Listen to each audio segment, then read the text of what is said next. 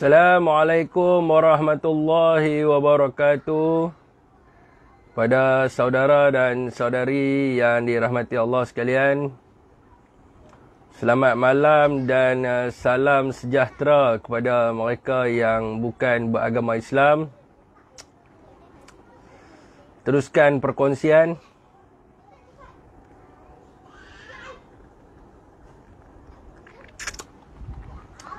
Waalaikumsalam Muhammad Afiq. Waalaikumsalam Syukri Ibrahim Syukri. Anwar Rizal. Waalaikumsalam orang kuat UMNO sentiasa dalam live saya. Ahmad Razak. Waalaikumsalam. Amin.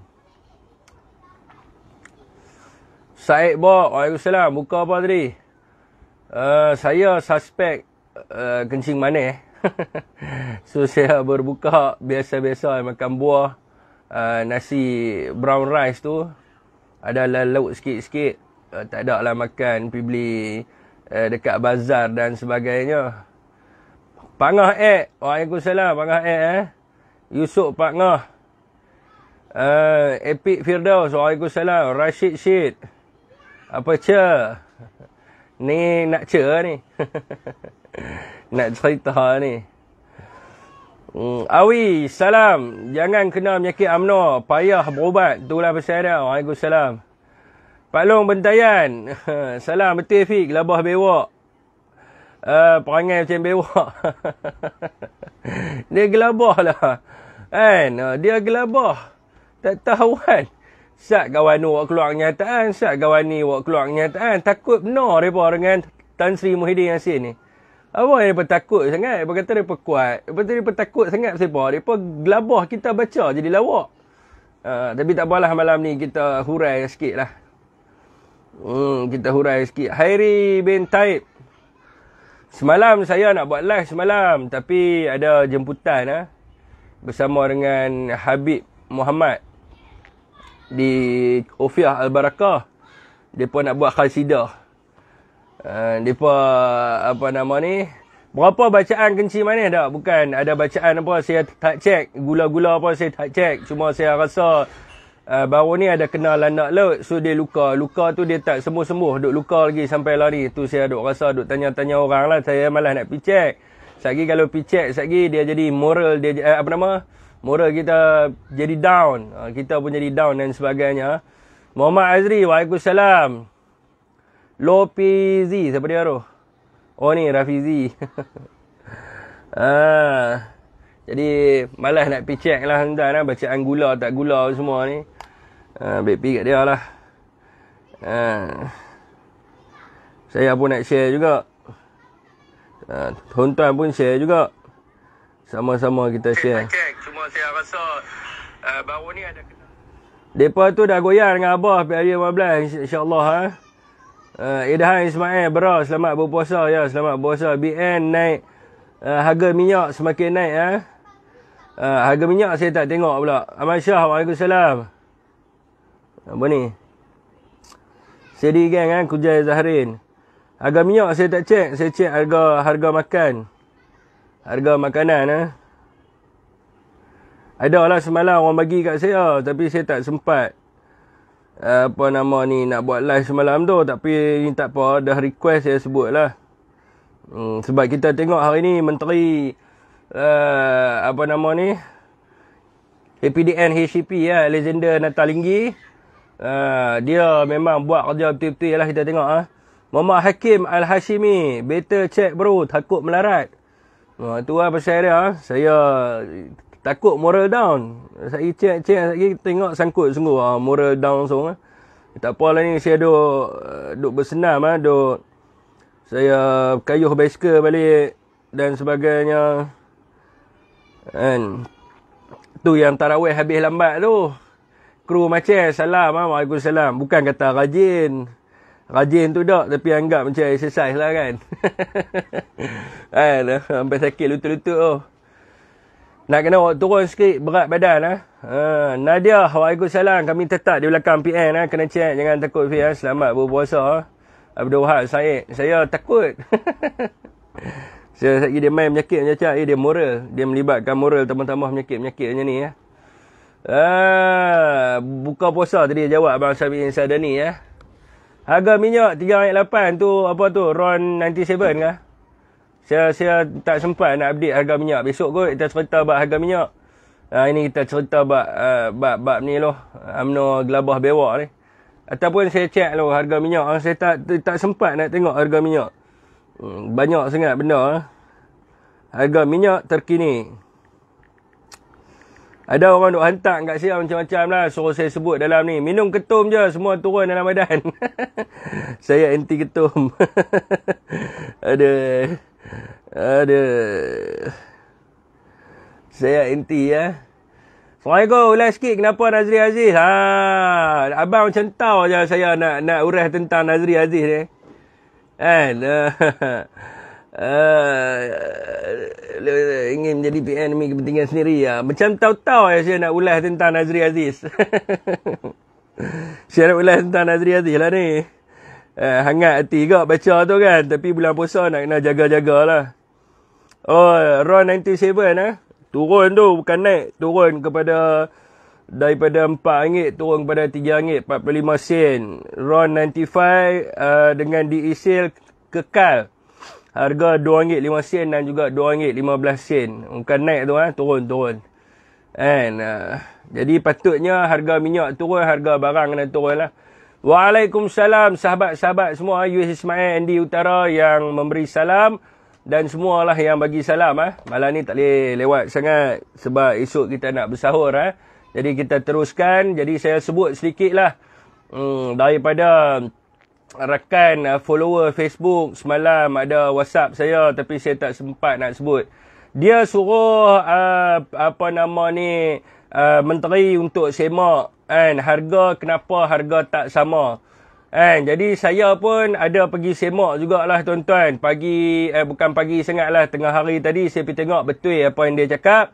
Jadi saya minta juga pihak kementerian lah, khususnya Menteri Bedah UMNO ni untuk ni sikit lah kepada rakyat lah. Dah lah bantuan tak ada. Jadi buatlah kerja sikit. Diam lama dah ni Perdana Menteri UMNO ni. Jadi daripada sahabat kita, dia kata malam tu saya sebut ikan kembung. Kalau tak silap saya sekilo 15 saya pergi tengok. Dia kata salah. Dia kata harga di Lotus bukan kira kilo tapi dia buat kiraan ikut ekor seluruh Malaysia. Ikan kembung 1 ekor RM RM1.09. Jadi saiz memang teruk lah, saiz kecil. Saya pun pergi tengok tadi, memang betul saiz dia kecil. RM1. Jadi di luar harganya ada yang RM15, ada yang RM14. Tu ikan kembung. Begitu juga dengan ayam standard tuan-tuan. Ayam standard ada yang jual dengan harga RM8.15.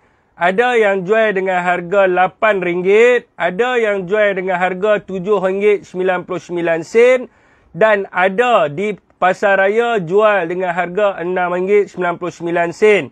Jadi rakyat bertanyalah kepada pihak yang berwajib kenapa harga begitu nampak dia tak orang kata pelik sangat ada yang RM8 dan sebagainya di kawasan luar bandar.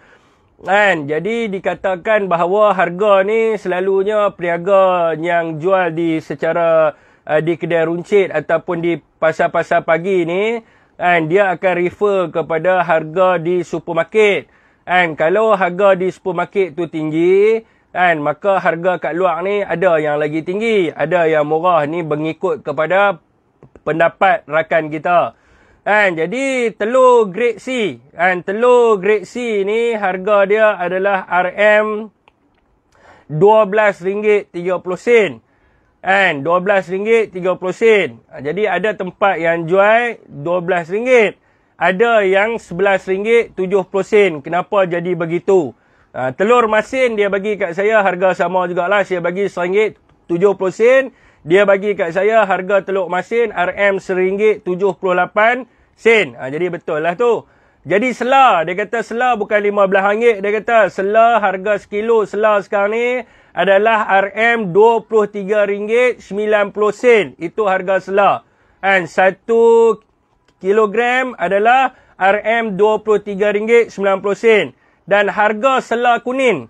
Harga sela kuning adalah RM15.80 sekilo.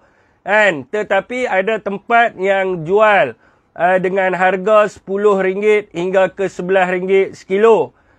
Jadi ini adalah makanan-makanan yang dimakan oleh B40 lah kan.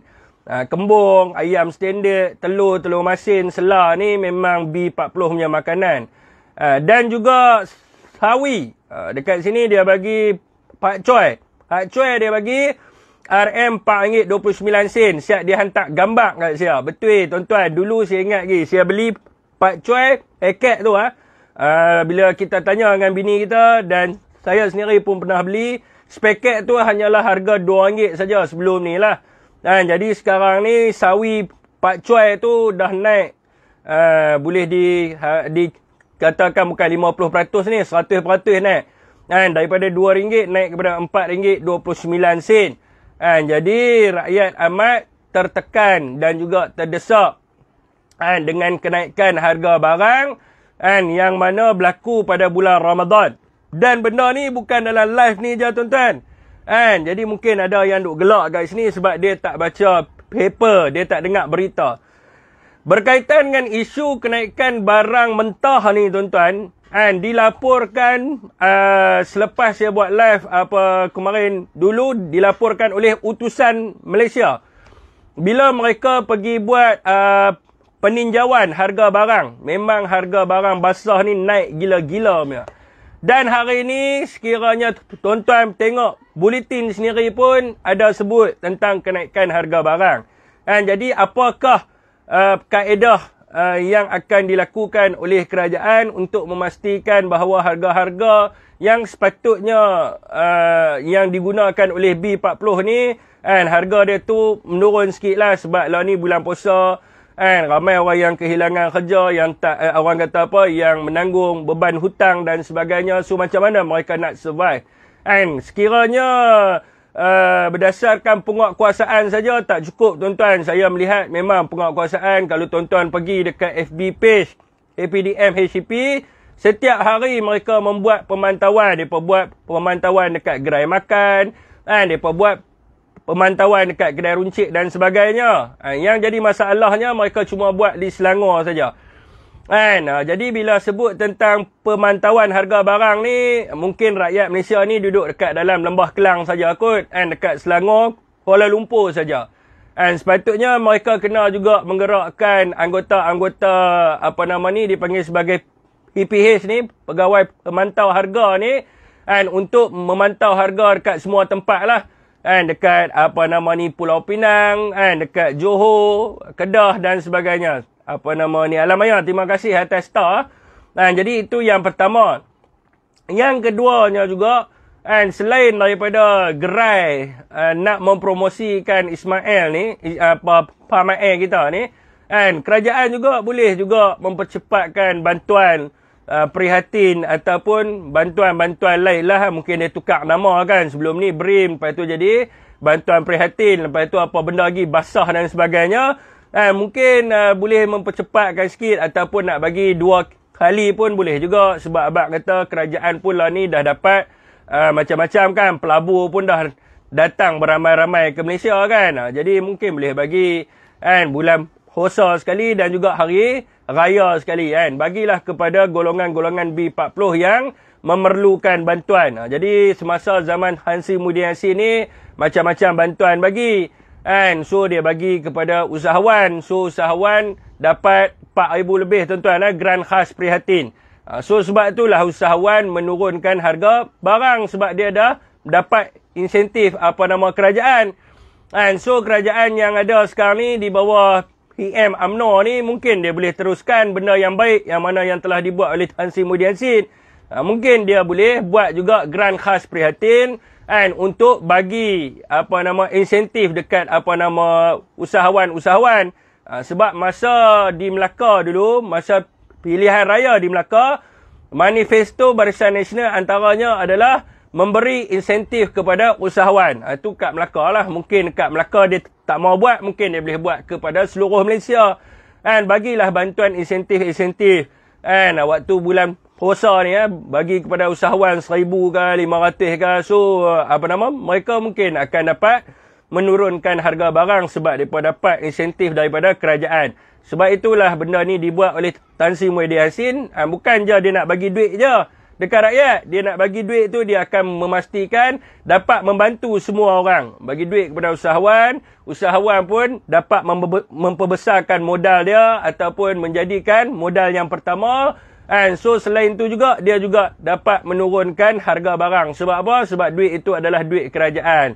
So mereka dapat bantuan daripada kerajaan. Sebab itulah masa zaman pemerintahan Tan Sri Muhyiddin Yassin, harga barang tak ada lah teruk macam sekarang ni. Sekarang ni teruk tuan-tuan. Orang nak hidup pun susah. Jadi yang bekerja ni adalah cerita-cerita banyak tuan-tuan. Sebab hari ni saya nak memfokuskan kepada Nazri Aziz ni. Kalau nak cerita ni, ada banyak mesej-mesej yang saya terima. Ada orang yang menghuraikan berkenaan dengan penerimaan 10,000 EPF. Ada seorang makcik ni.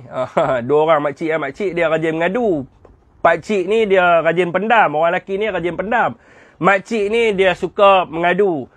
So makcik ni dia bagi tahulah, dia kata buat keluar EPF pun dia kata bukan boleh dapat buat duit raya. Dia kata anak nak masuk universiti, dia kata bulan 6 nanti nak lapor diri ke universiti. Mungkin mula SEM kot. Mula SEM ataupun baru masuk. Saya pun tak pasti tuan. Kalau masuk ni mungkin bulan Jun, Julai kot rasa kan. Mungkin dia masuk SEM kot. Mungkin itulah maksud dia, tak pasti. Antara nak masuk universiti ataupun nak mula SEM. Dia kata nak pakai duit banyak. Dia kata nak kena beli laptop kat anak lagi. Nak kena bayar yuran itu. Nak bayar yuran itu ini lagi. Nak bawa anak pergi masuk universiti lagi. So habis kat situ je. Duit EPF tu habis kat situ. Lepas tu dia bagi tahu pula ni duit rumah sewa tak bayar berbulan-bulan. Kereta tak bayar. Dan sebagainya. Dan dia pun bagi tahu, dia kata betul Fik bagi tahu hari tu dalam live, dia kata memang bank suruh bayar direct terus. Bukan suruh bayar sebulan-sebulan, suruh bayar terus 4 bulan direct. Semua dia bagi tahu kat sini lah. Dia kata so keluar duit ni bukan bantuan kerajaan. Dia kata ni duit dia sendiri. Yang dia nak gunakan. Sebab duit simpanan semua dah habis dah. Waalaikumsalam kepada sesiapa yang memberi salam tuan-tuan. Duit simpanan rakyat ni dah habis dah. Duit tabung haji dah habis. Duit ASB pun dah habis dia kata. Sebab hilang kerja nak survive waktu pandemik dan sebagainya. Sekarang ni yang nak boleh bawa keluar pun KWSP lah. Dia kata terima kasih kepada Tan Sri Muhyiddin Yassin. Sebab duk hentam juga kerajaan masa pilihan raya. Johor suruh bawa keluar tu mereka bagi bawa keluar. Kalau tidak mereka ni pun susah juga nak bagi bawa keluar. Dan dia minta jugalah kepada orang-orang UMNO yang mana duk claim bahawa duit yang dia kerja berpuluh tahun ni sebagai bantuan daripada UMNO, jangan mimpi di siang hari kerana ini adalah duit perih rakyat Malaysia yang mana mereka bekerja dan juga memotong ke dalam KWSP untuk masa depan mereka, tetapi mereka terpaksa keluarkan kerana tidak ada bantuan semasa zaman Perdana Menteri daripada UMNO. Dan dia juga bagi tahu kat sini, dia kata jangan duk syok sangat. Dia kata sebab apa? KWSP di dalam masa 5 tahun ni dia punya interest dia pun tak banyak mana. Jadi yang banyak tu adalah simpanan rakyat Malaysia. Jadi jangan duduk claim kata ini adalah bantuan daripada kerajaan. Sebab sebelum ni tak silap saya dalam live ada orang yang claim, dia kata terima kasih sebab UMNO bagi. Bukan UMNO bagi, ni duit rakyat Malaysia tuan-tuan. Kena ingat. Allah Alam, itu adalah mukadimah kita pada malam ni. Okey tuan-tuan, berkenaan dengan kenyataan Nazri Aziz, UMNO gelabah bewak. Jadi saya rasa ramai orang yang duk tunggu tentang UMNO gelabah bewak ni. Tadi tu mukadimah tuan-tuan. Juru cakap pada yang kalah benda ni. Okey. Jadi berkenaan dengan kenyataan Nazri Aziz ni. Sebelum saya nak pergi kepada kenyataan tu, saya nak bagi tahu jugalah kepada tuan-tuan, dia sebenarnya tidak ada masalah langsung pun. Yang UMNO duduk gelabah bewak sangat ni, Tan Sri Muhyiddin jumpa dengan pihak pembangkang ni siapa? Dia lupa ke tuan-tuan, 11 hari bulan 10, tak silap, 11 ke ataupun 15 macam tu lah. 11 ataupun 15 hari bulan 10 tahun 2021 tuan-tuan. Waktu tu Najib dengan Zahid pergi jumpa dengan pembangkang. Nak minta supaya pembangkang sokong. Dan supaya pembangkang ni bagi nyawa kepada Zahid dan juga Najib. Ataupun beri nyawa kepada Barisan Nasional. Dan maka keluarlah surat bersumpah setia kepada Anwar Ibrahim. Ini adalah sejarah yang pertama. Lepas tu keluarlah recorded handphone antara Zahid Hamidi, Presiden UMNO, dengan Anwar Ibrahim. Ada yang kata dia cikgu, seorang tu kata dia anak murid dan sebagainya. Jadi benda ni semua mereka tak nampak benda ni. Dan kerajaan yang ada hari ni tuan-tuan, kerajaan hari ni, Perdana Menteri UMNO ni, Perdana Menteri daripada UMNO ni bertahan sebab apa? Kerana mereka buat mutual, dia panggil apa? Understanding, MOU dengan pihak pembangkang. Sebab tu mereka sampai sekarang ni masih boleh bertahan. Mereka lupa benda ni. Jadi sebelum ni tuan-tuan, Presiden UMNO berdegar-degar tuan-tuan kat dalam PAU dan sebagainya, mereka duk kata DAP ini adalah sebuah parti yang mana resis dan juga chauvinis. DAP ini adalah sebuah parti yang menidakkan hak orang Melayu dan sebagainya. Anwar Ibrahim ni juburi, semua orang dia nak jubuk dan sebagainya. Dan hari ni kenapa UMNO tak berani nak mengata macam tu? Sebab apa? Sebab mereka dah habis modal. Sebab mereka buat MOU dengan DAP dan juga PKR tu sendiri. Sebab itulah mereka masih lagi hari ni sebagai kerajaan. Ini yang rakyat Malaysia kena tahu. Jadi background dia dekat situ. Jadi apabila Tan Sri Muhyiddin Yassin ambil langkah untuk berbincang, bukan berbincang sebab mereka cadangkan, untuk buat perbincangan macam mana hala tuju PRU 15 dan sebagainya. So sebab itulah dia pergi hadir untuk berbincang. Bukannya buat surat sumpah setia, bukannya Tan Sri panggil Anwar Ibrahim sebagai cikgu dan sebagainya. Hanya sekadar berbincang. Dan Tan Sri bagi tahu sendiri di dalam perbincangan tu tidak ada disebut berkenaan dengan Perdana Menteri dan sebagainya. Begitu juga dengan Anwar Ibrahim, dia pun bagi tahu memang ada perbincangan tetapi tidak disebut berkaitan dengan Perdana Menteri dan sebagainya. Dia biasalah tuan-tuan, propaganda pejuang. Bila dia nak claim mileage dan sebagainya. Sebab tu dia buat keluar kenyataan yang mengatakan Tan Sri jumpa nak minta sokong untuk dia jadi Perdana Menteri dan sebagainya.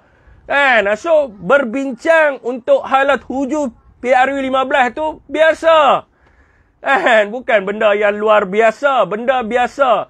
Dan logiknya adalah perbincangan ni dibuat sebab apa?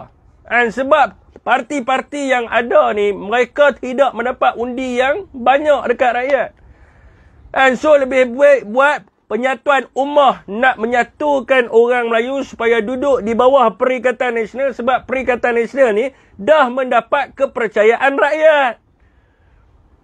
Dah mendapat kepercayaan rakyat. Undi dia pun memang tinggi. Sekiranya bergabung, maka boleh menang di dalam PRU ke-15. Itu hasrat Tan Sri Muhyiddin Yassin. Dan apabila bergabung, mereka mestilah mengikut kepada wadah perjuangan dan ideologi yang dibawa oleh Perikatan Nasional. Bila sebut tentang wadah perjuangan, ideologi dan sebagainya, makanya mereka tidak boleh lagi bersifat sebagaimana PRU 14 sebelum ni. Mereka kena akur bahawa inilah negara Malaysia dan beginilah corak politik negara Malaysia. Benda tu je. Bukannya kata bincang Tan Sri nak jadi Perdana Menteri dan sebagainya, nak minta sokong dan sebagainya. Ini semua benda-benda yang merapu. Nak minta sokong, baik minta lah ni untuk jatuhkan kerajaan dan dia menjadi Perdana Menteri. Lebih baik buat sekarang ni.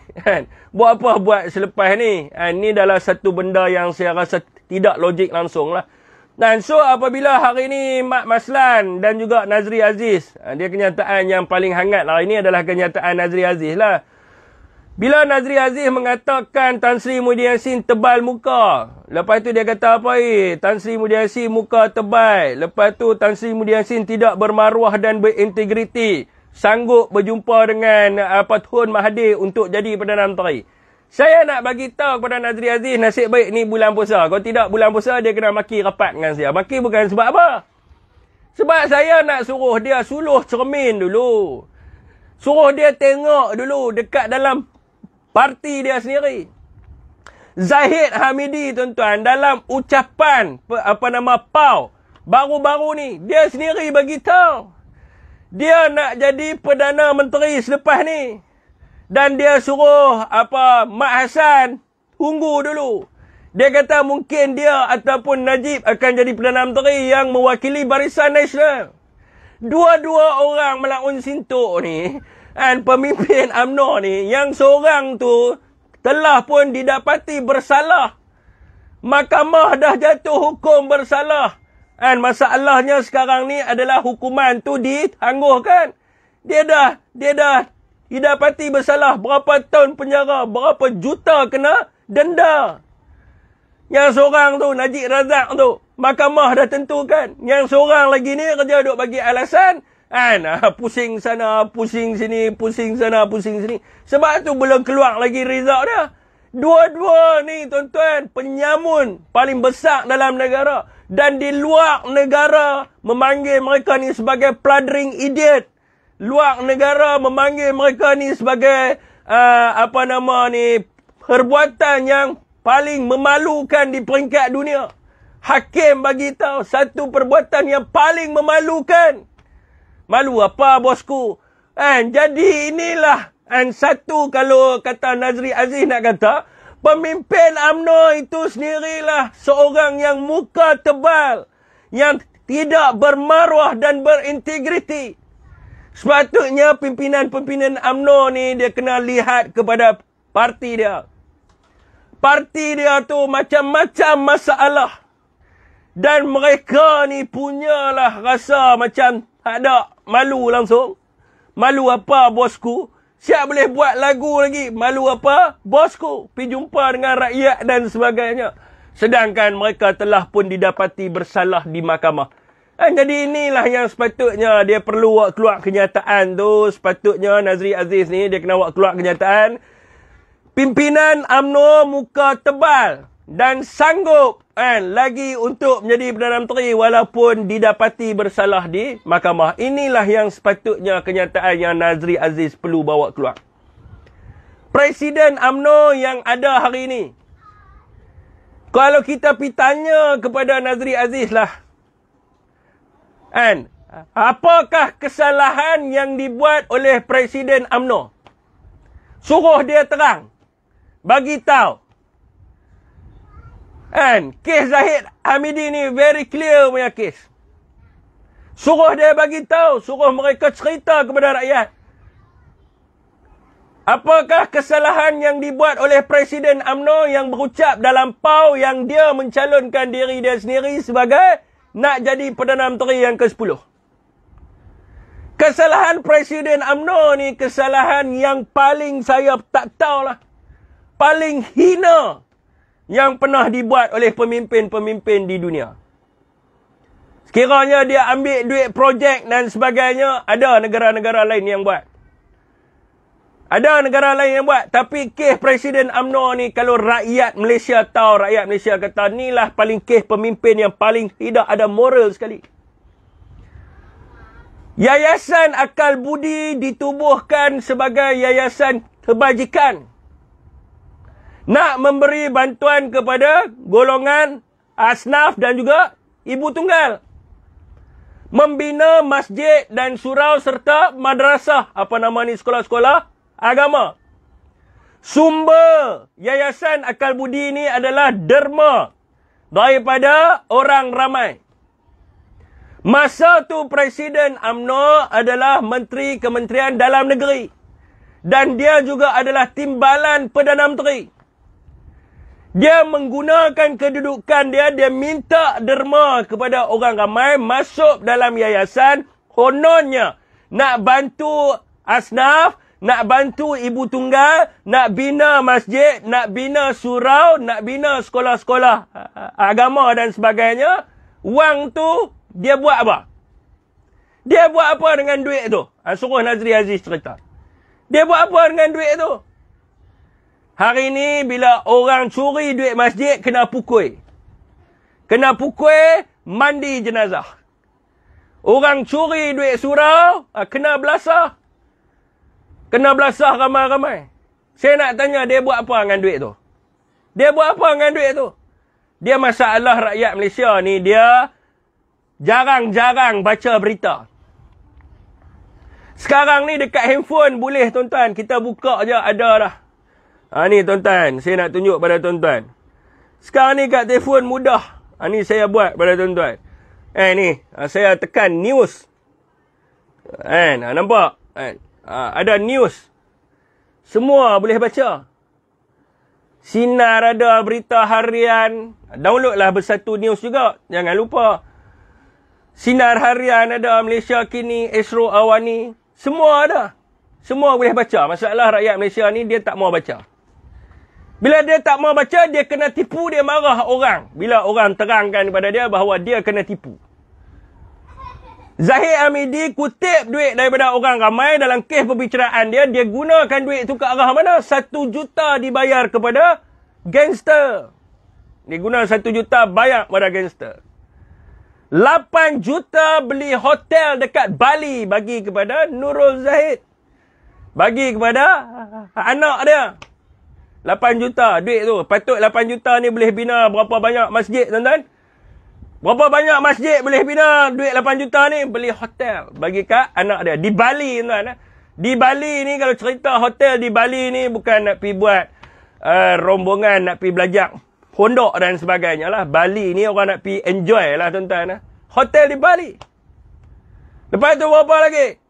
10 juta dia bagi kepada yayasan yang dimiliki oleh adik dia untuk membeli 2 unit banglo di dekat mana tempat dia?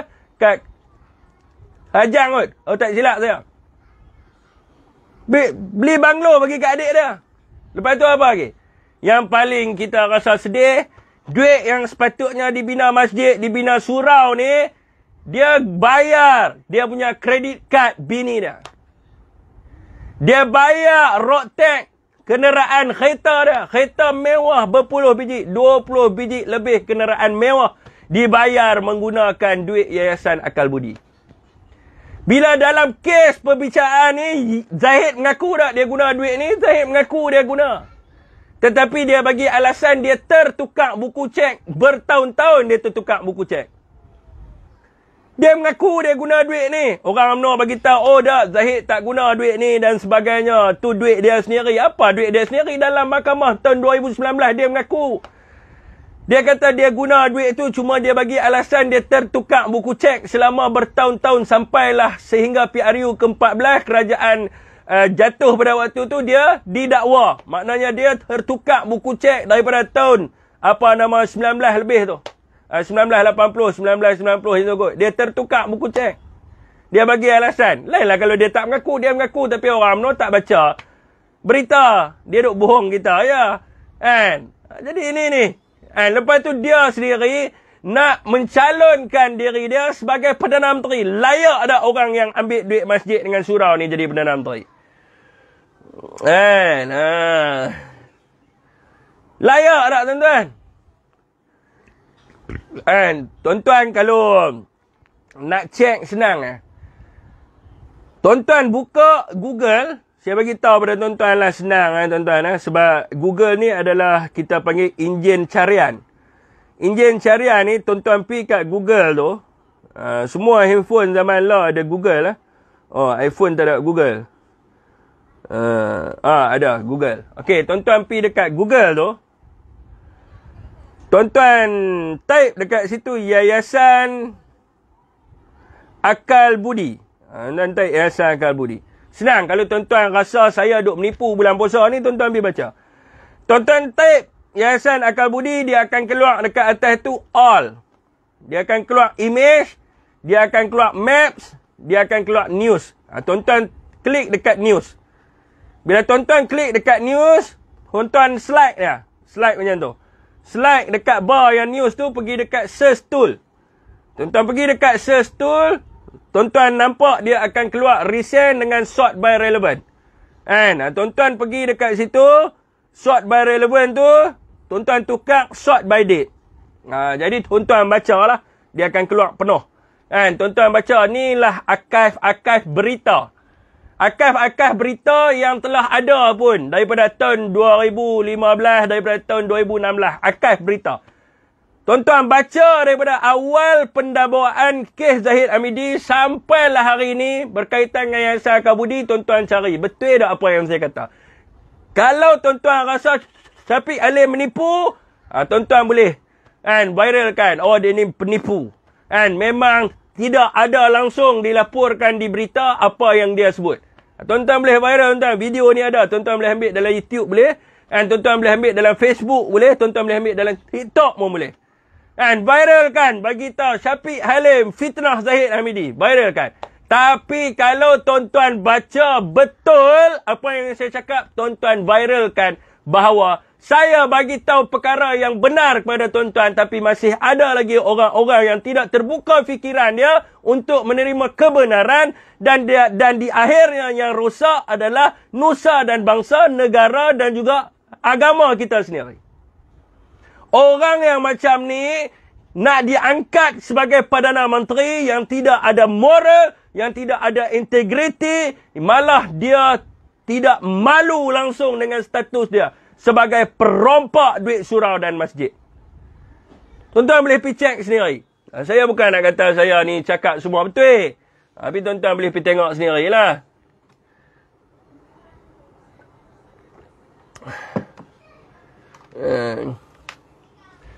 Syafiq tak kira UMNO kata itu fitnah pula. Fitnah apa? Bacalah kenyataan mahkamah. Baca kenyataan dalam mahkamah. Baca kenyataan dalam mahkamah, tuan-tuan. Tak boleh lapor kenyataan mahkamah suka-suka. Aduh, awak Ismail tak live malam ni. Ismail pun saya pening juga dia. Tapi tak apalah, dia dengan pendirian dia sat ke kiri, sat ke kanan dan sebagainya. Okey. Kenyataan Ahmad Maslam lah, tuan-tuan. Kenyataan Ahmad Maslam lah.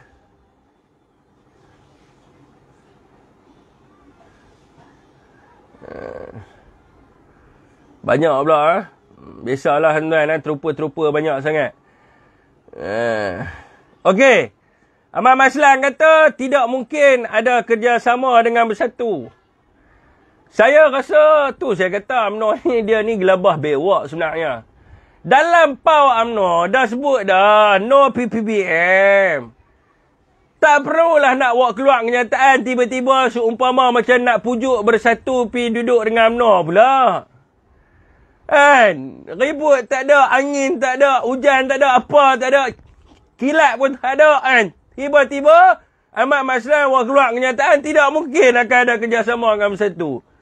Orang Bersatu dah sedang benda ni lama dah. Mereka dah sebut no PPBM, no PPBM. So kenapa nak buat keluar kenyataan seperti ini? Adakah cuba untuk nak bagi tahu mainlah bekerjasama dengan UMNO? No. Bersatu tetap dengan matlamat penubuhannya adalah untuk melawan rasuah dan juga salah guna kuasa dan mewujudkan takbir urus yang baik untuk seluruh rakyat Malaysia. Itulah agenda penubuhan Bersatu. So sekiranya UMNO kata no PPBM, Bersatu kata no rasuah, no salah guna kuasa, yes kepada takbir urus yang baik untuk keharmonian dan juga kesejahteraan rakyat Malaysia. So mereka tidak perlu risau berkenaan dengan perkara tersebut. Jangan duk katalah tiba-tiba nak buka balik cerita lama. Abang kata kianat lah, itulah, inilah, macam-macam benda lah nak abang kata 10 orang daripada sana, 10 orang daripada sini. Tak perlulah nak bagi tahu benda tu semua. Sebab dalam perlembagaan jelas bagi tahu bahawa yang ada sekarang ni lah, setiap orang rakyat Malaysia berhak untuk berpersatuan. Sekarang ni UMNO sign MOU dengan PKR, dengan DAP, sign MOU, mutual understanding dengan mereka. Disign oleh Presiden UMNO bersama dengan Presiden PKR, bersama dengan DAP, bersama dengan Amanah. Dan di dalam MOU itu jelas mengatakan bahawa Pakatan Harapan akan menyokong kepada Ismail Sabri dan juga Barisan Nasional.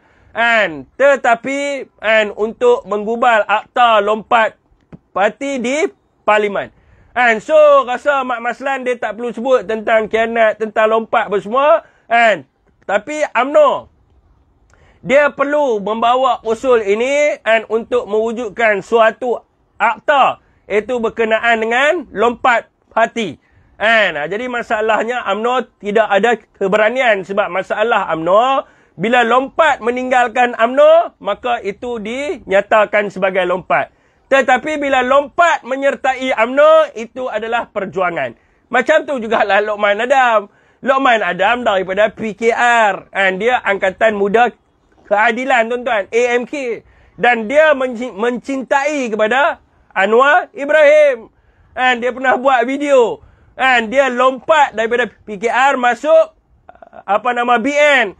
Dia masuk UMNO. Bila dia masuk UMNO saja, maka dia berubah jadi bukan lagi katak, bukan lagi lompat, tetapi perjuangan. Ramai lagi, tuan-tuan, yang mana mereka ni lompat masuk ke dalam BN. Mereka lompat lah, antara lompat PMCA pun ada, lompat PMIC pun ada juga. Yang lompat pi UMNO pun ada juga. So bila mereka lompat pi belah sana, perjuangan. Bila mereka lompat keluar atas dasar prinsip, maka mereka ni disebut sebagai pengkhianat. Ini masalahnya. Ini masalah BN, tuan-tuan.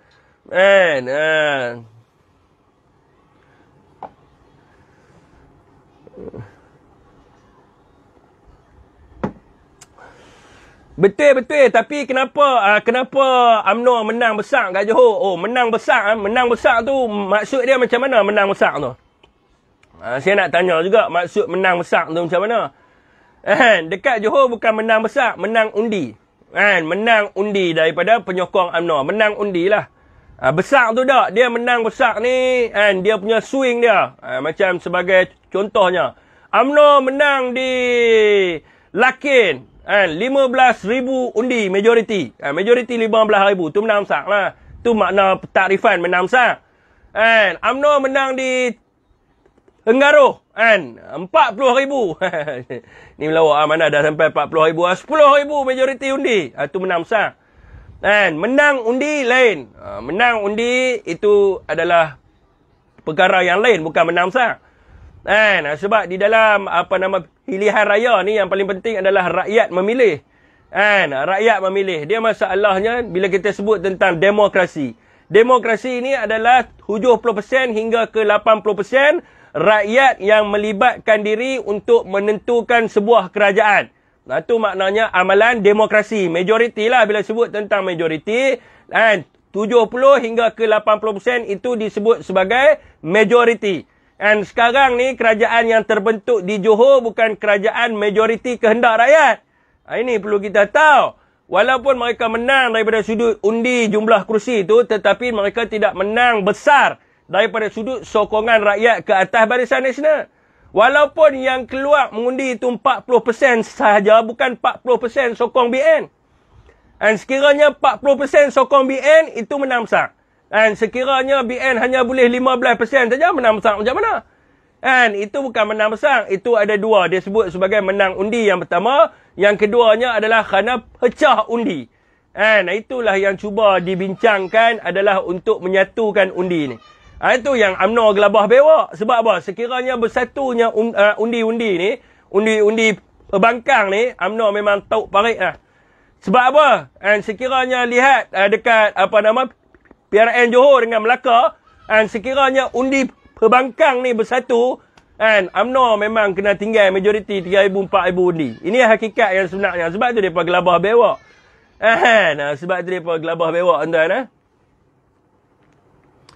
Okey tuan, 45 minit dah saya buka untuk berbisi ya. Siapa nak berbisi boleh berbisi dengan saya.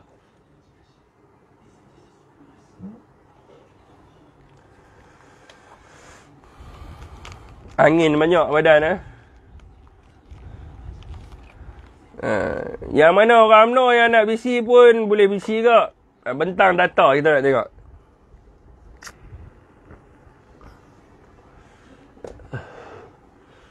Jelas Biasa puak syok sendiri Tok Nujum kata PRU15 BN bungkus selamanya. Ya ni saya punya sahabat saya Ustaz Fairuz Amri Ibnu Suhaid baru balik. Ustaz baru balik dari masjid Kan, nampak dia beritahu ni ustaz pun mendoakan supaya PRU15 BN bungkus selamanya. Ni orang-orang yang soleh. Kan, orang-orang yang soleh ni doa dia ni makbul. Kan, diangkat terus. Kan, tunggu PRU15.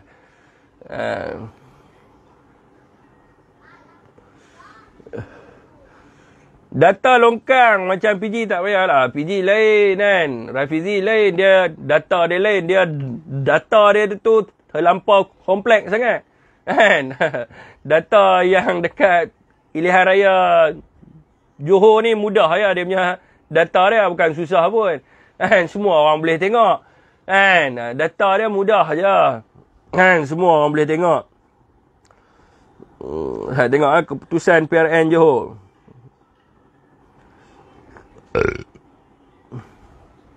Okey tuan yang nak visi tu boleh visi orang UMNO masuklah visi sekali sekala. Ini duduk dalam komen Najib Bayak ribu-ribu suruh masuk main hentam Syafiq Alim. Kan? Bukan suruh main duduk komen kat bawah tu. Kan? Kita tahulah Najib Bayak sebulan berapa kat mereka. Kan?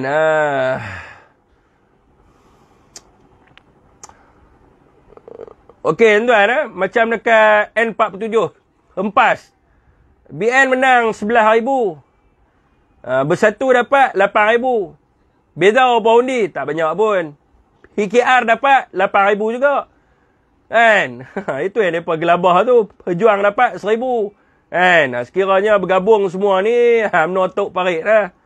Kan? UMNO tok dalam parit. Terang-terang tok dalam parit. Sebab itulah apa yang kita minta ni supaya pemimpin ni semua guna otak lah. Kan? Yang paling penting hari ni adalah kerana rakyat yang lain tuan-tuan dekat mana? Dekat Merah BN menang 12,542 undi. PN menang 8,000 undi. PKR menang 6,000 undi. Kan? Bila bergabung mampu buat ni. Kan? Sebab itulah apa yang rakyat minta hari ni yang pertamanya adalah yang pertamanya adalah supaya orang-orang berpolitik ni guna otak. Yang paling penting adalah untuk nusa bangsa dan juga negara kita. Yang mana rasuah-rasuah ni semua kita kena pastikan mereka pergi Sungai Buloh. Lepas tu nak gaduh-gaduh kemudian. Macam di Senggarang. Senggarang BN 9,000 undi. Amanah 6,000 undi. Perikatan Nasional 5,600 undi. Itu bila gabung tu berapa tu? Lempak dalam longkang juga BN pun. Sebab itu yang mereka risau sangat sebenarnya. Jadi itu yang mereka risau bila berlakunya pergabungan di antara pembangkang ni semua. Bergabung ni tidak semestinya semua duduk dalam Perikatan Nasional. Saya rasa keputusan PRM Melaka dan Johor tidak boleh dijadikan sebagai gambaran UMNO menang dalam PRU15. Faktor pertusan keluar mengundi, perpecahan undi di negeri itu BN berani kerana yang mengundi adalah pengundi popular mereka bertahun-tahun. Ya betul Okey tuan. Dia sekarang ni mungkin Malaysia ni dia kena terbuka daripada sudut politik ni. Dia tidak semestinya semua yang membangkang ni perlu duduk bawah Perikatan Nasional. Ni apa yang saya nampak lah tuan-tuan. Mungkin juga dia boleh berunding supaya tempat-tempat, khususnya tempat-tempat yang mana dah tahu dah PKR memang tak lepi. Tempat tu bagilah laluan kepada Perikatan Nasional. Ataupun macam di di tempat Ling Guang Eng. Mungkin tempat tu boleh bagi laluan kepada Lee Kuan Eng sebab dia dapat undi lebih. Dekat Bahagan sana. So mana-mana tempat yang majoriti dia tu lebih banyak, lebih sampai 3,000, 4,000. Nak bergaduh pun buang masa ya, buang undi je. Lebih baik runding. Yang mana kita boleh bagi kat dia, kita bagi kat dia. Dan dekat Malaysia ni mungkin juga boleh wujudnya kerajaan yang dipanggil sebagai unity. Yang mana kerajaan dia bukan sebuah kerajaan yang dominan. Sebab kerajaan yang dominan ni susah. Sebab mereka duduk di antara mereka. Mereka nak rasuah pun mudah, nak salah guna kuasa pun mudah. Nak backup geng sendiri pun mudah. Sebab mereka terlalu dominan. Mungkin Malaysia dia kena ubah, dia kena adanya sebuah kerajaan macam sekarang ni. Kerajaan yang berdasarkan kepada perjanjian. Bila kerajaan yang berdasarkan kepada perjanjian yang tidak sekali, maka untuk nak sema imbang tu mudah sebab mereka berlainan ideologi, berlainan parti dan sebagainya. So wakil-wakil rakyat ni dia nak buat direct nego punya tender, dia nak buat apa lagi? Rasuah dan sebagainya, dia pun akan rasa takut. Sebab ada banyak mata-mata yang memerhatikan dia. Dan sebabnya, sebab tu bagusnya kerajaan yang macam ni, yang dipanggil sebagai unity government ni. Berbanding dengan sebuah kerajaan yang dominan dan sebagainya. Dan semua wakil rakyat akan berlumba-lumba untuk menunjukkan diri dia ni dekat mata rakyat adalah bernilai. Sebab apa? Sebab ramai yang duk hentam dia.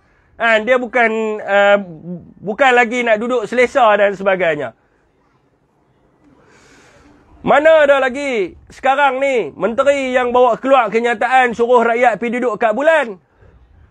Mana ada lagi menteri sekarang ni yang bawa keluar kenyataan suruh student masak kat dalam UiTM dekat UM dan sebagainya? Sebab apa? Sebab mereka tidak boleh bawa keluar kenyataan yang bloody fool, kenyataan yang stupid dan sebagainya. Sebab apa? Sebab mereka bukan lagi kerajaan yang dominan. So rakyat hari ni selesa. Dia tak ada lah dengar kenyataan yang menyakitkan hati dia. Yang Perdana Menteri suruh pergi makan kangkung. Yang ini Perdana Menteri suruh pergi beli baju raya harga RM40. Suruh beli kuih raya 2-3 balang saja. Sebab apa berlaku benda ni? Sebab kerajaan hari ni bukan sebuah kerajaan yang dominan dan sebagainya. Sekiranya rakyat anda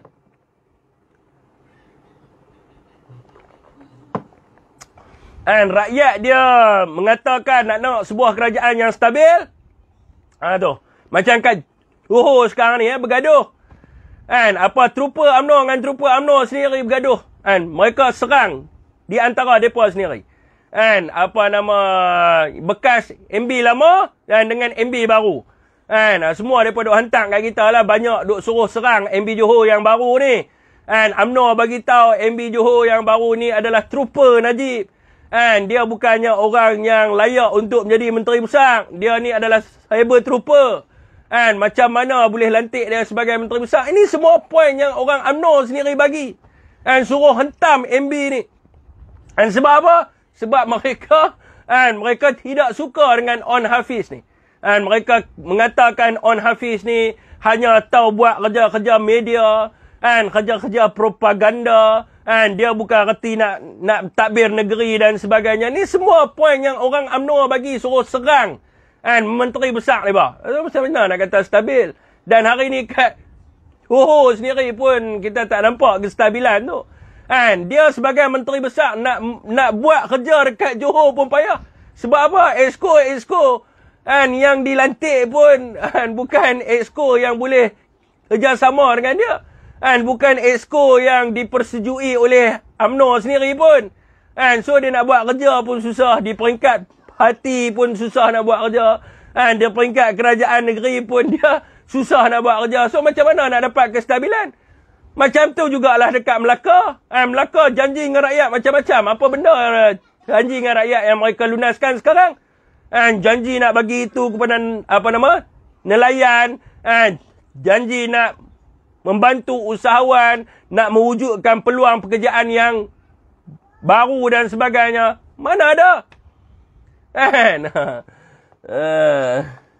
Okey, tuan. Hangatlah dah.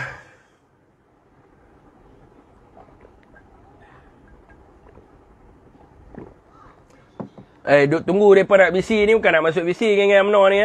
Penakut mereka ni. Okey tuan-tuan, saya rasa setakat tu saja malam ni. Dah masuk 1 jam dah. Wabillahi taufiq wa hidayah. Assalamualaikum warahmatullahi wabarakatuh.